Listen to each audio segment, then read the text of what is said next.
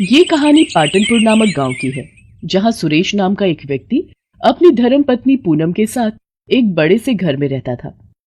सुरेश की केवल एक ही संतान थी और वो था उसका बेटा हेमंत। हेमंत विलायत में जॉब करता था। इन दिनों हेमंत अपने घर आने वाला था, इसलिए उसके माता पिता बड़ी ही खुशी से अपने बेटे हेमंत के आने की राह देख रहे थे।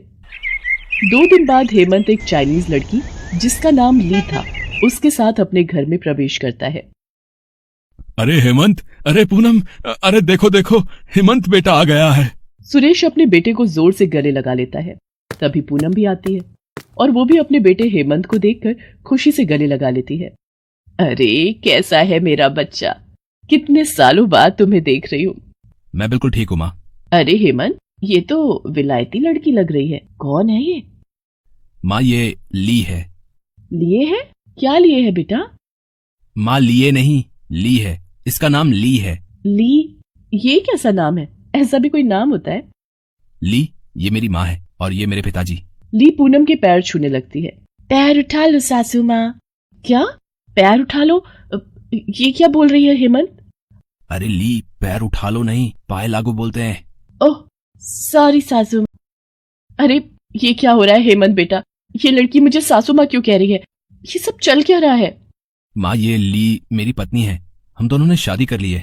क्या हेमंत बेटा, तुमने हमें बिना बताए शादी कर ली? हेमंत के पिताजी को देखकर ली उनके भी पैर छूने उनके पास जाती है। पैर काट लो ससुर जी। पैर काट लो? अरे ये क्या बोले जा रही है हेमंत? ओह, इस बार भी रॉन्ग कर दिया, सॉरी। पैर दे दो ससुर जी। अरे ये क्या लेकर आ गया तू अपने घर हेमंत? ओहो, फिर से रॉन्ग हो गया। ली फिर से अपने ससुर के पैर छूने लगती है। तभी सुरेश उसे रोक देता है। अरे बस बस ली, अब क्या क्या सारा दिन पैर ही छूते रहेगी? इस बार तुमने सही कहा, जाती रहे। ओह क्या बोल रहा हूं मैं, जीती रहे। ये सब क्या है बेटा, तू हमें बताएगा? माँ ये सब मैं आपको बाद में बताऊंगा, अभी बहुत थक गया हूँ, मुझे बहुत भूख लगी है। हेमंत ये कहकर अपने कमरे में चला जाता है। ली ने शॉर्ट ड्रेस पहन रखी थी। सुरेश और पूनम ली के कपड़ों को देखे जा रहे थे। अरे रे रे रे, ये कैसे आधे अधूरे कपड़े पहन रखे इस लड़की ने? बुद्धि भ्रष्ट हो गई थी क्या हेमंत की कि इससे शादी कर ली? अरे अगर आस पड़ोस वाले इस लड़की को ऐसे कपड़ों में देखेंगे तो पता नहीं हमारे बारे में क्या। कमरे में जा और कोई अच्छी सी साड़ी पहन कर आ। ली अपने पति हेमंत के कमरे में चली जाती है। अरे ये क्या हो रहा है, मेरी तो कुछ समझ में नहीं आ रहा। पता नहीं अब आगे क्या क्या होता है। तभी पूनम के आस पड़ोस वाली कुछ महिलाएं दौड़े दौड़े पूनम के घर आती हैं। अरे क्या पूनम बहन, इतनी जल्दी हमें पराया कर दिया? घर में विलायती बहू लाई और हमें बताया भी नहीं। हाय, अरे पूनम बहन, आपने हमारे साथ ऐसा क्यों किया? आपसे ये उम्मीद नहीं थी। अरे जब बहू आ गई तो सासू के ऐसे ठाट बाट पड़ जाते हैं नीलम बहन। अरे क्या बकवास किए जा रहे हो आप सब? पहले उस लड़की ने हमारा दिमाग खा लिया, अब तुम दोनों भी शुरू हो गई।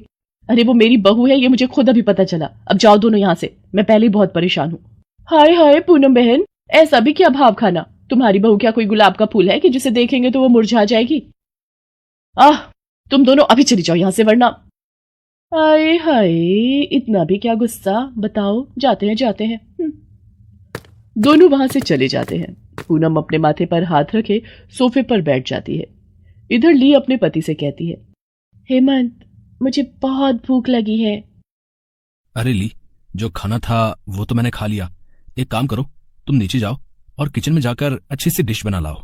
ली हेमंत की बात सुनकर अपने कमरे से बाहर रसोई में जाती है। वहां ली को कुछ समझ नहीं आ रहा था कि वो क्या बनाए।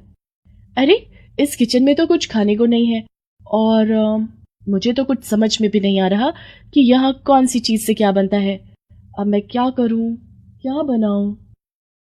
तभी ली को रसोई की दीवार पर 2 छिपकलियां दिखाई देती हैं। अरे वाह, चलो मैं इन्हें ही बना देती हूँ। ली एक लकड़ी का स्टूल लेती है और उस पर चढ़कर उन छिपकलियों को पकड़ने लगती है। तभी पूनम रसोई में आ जाती है। वो जैसे ही ली को छिपकलियां पकड़ते देखती है, वो जोर से चिल्लाती है, आ! अरे मेरे बाप रे बाप, अरे ये क्या कर रही हो बहू तुम? पूनम के चिल्लाने की आवाज सुनकर हेमंत और सुरेश दोनों रसोई में दौड़ते हुए आते हैं। इधर ली ने अपने हाथ में एक छिपकली पकड़ ली थी और अपनी सास के चिल्लाने की आवाज सुनकर वो घबराकर स्टूल से नीचे उतर जाती है। क्या हुआ माँ, आप इतनी जोर से क्यों चिल्लाई? अरे अब क्या हो गया, क्यों इतनी चीख पुकार लगाए रखी हो? अरे वो देखो उस ली के हाथों में क्या है। सुरेश और हेमंत ली की ओर देखते हैं। उसके एक हाथ में छिपकली थी जो फड़फड़ा रही थी। ये देखकर दोनों की चीखें निकल जाती हैं। अरे बाप रे बाप, ये क्या पकड़ लिया इसने? अरे आप सब इतना डर क्यों रहे हो?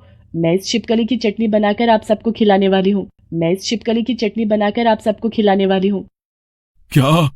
हाँ, मैं वो 2 छिपकलियां पकड़ रही थी, पर एक हाथ से छूट गई। वो सासू माँ ने चिल्लाया ना, उसकी वजह से वो भाग गई। पर सब सैड ना हो, मैं अभी इस छिपकली की चटनी बना देती हूँ। पूनम और सुरेश हेमंत की तरफ देखकर घूरे जा रहे थे। तभी पूनम हेमंत को पीटने लगती है। उल्लू के पट्टे, कहां से लाया इसे? अरे मेरी माँ क्यों हमारी जान निकालने पर तुली है? अरे हमें कुछ दिन और जीना है, चैन से जीने दे मेरी माँ। अरे सासू माँ, बस 2 मिनट में बन जाएगी चटनी। अरे ली, ओ ली, अरे मैं तेरे पैर पड़ती हूँ। अरे फेंक दे इस छिपकली को खिड़की के बाहर। अरे ये सब नहीं खाते हमारे घर में। अरे कौन सा मनहूस समय था रे वो हेमंत, जब तू पैदा हुआ था। क्या यही दिन दिखाना था तुझे? चलो ली, अपने कमरे में चलो। माँ आप चिंता ना करो, मैं उसे सब समझा देता हूँ अच्छे से। हेमंत ली को अपने कमरे में लेकर चला जाता है और वहां उसे सब अच्छे से समझाने लगता है। यहाँ का रहन सहन, यहाँ का खाना पीना। इधर पूनम रसोई में बैठकर रो रही थी।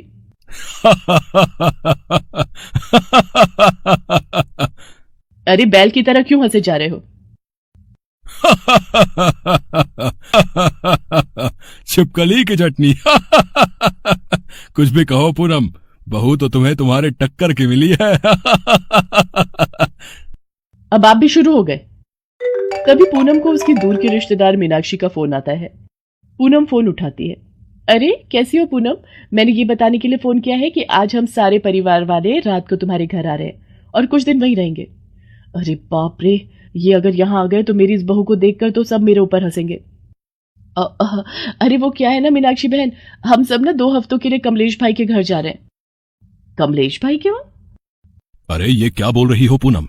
मीनाक्षी बहन के पति का नाम ही कमलेश है। अरे ये क्या बोल रही हूं मैं? मेरा भी माथा फिर गया लगता है। अरे मीनाक्षी बहन, वो मेरे दूर के रिश्तेदार है, उनका नाम भी कमलेश भाई है, तो हम उनके वहां जा रहे हैं। अच्छा मैं रखती हूँ। अरे पूनम, इतना हड़बड़ा क्यों रही हो? अरे क्या करूं जी, ये बहू ने आते ही मेरा बीपी हाई कर दिया है। अरे इसके साथ मैं पूरा जीवन कैसे बिताऊंगी? तभी ली एक खूबसूरत साड़ी पहने अपने हाथ में चाय का कप लिए पूनम के पास आती है। माँ जी, ये लीजिए चाय। अपनी विलायती बहू का ये अवतार देखकर पूनम और सुरेश के होश उड़ जाते हैं। बहू, ये ली है क्या जी? हाँ माँ जी, मैं आपकी बहू ली ही हूँ। मुझे हेमंत ने सब अच्छे से समझा दिया है। यहाँ का रहन सहन, यहाँ का खान पान, यहाँ के तौर तरीके, यहाँ का पहनना ओढ़ना, मैं सब अच्छे से समझ गई माँ जी। अब तक जो हुआ उसे मेरी नादानी समझकर मुझे क्षमा कर दीजिए। मैं आगे से आपको कोई शिकायत का मौका नहीं दूंगी। माँ जी, मैं एक अनाथ लड़की हूँ। बचपन में ही मेरे माता पिता इस संसार से चले गए थे। मुझे अच्छा और बुरा सिखाने वाला कोई नहीं था। फिर आपके बेटे हेमंत ने मेरा हाथ थामा और मुझे जिंदगी जीने के तरीके सिखाए और मुझे यहाँ ले आया। मुझे यहाँ के बारे में कुछ पता नहीं था, पर अब मुझे थोड़ा थोड़ा पता चल रहा है। मैं धीरे धीरे करके यहाँ की हर बात सीख जाऊंगी। बस मुझे एक मौका दे दीजिए।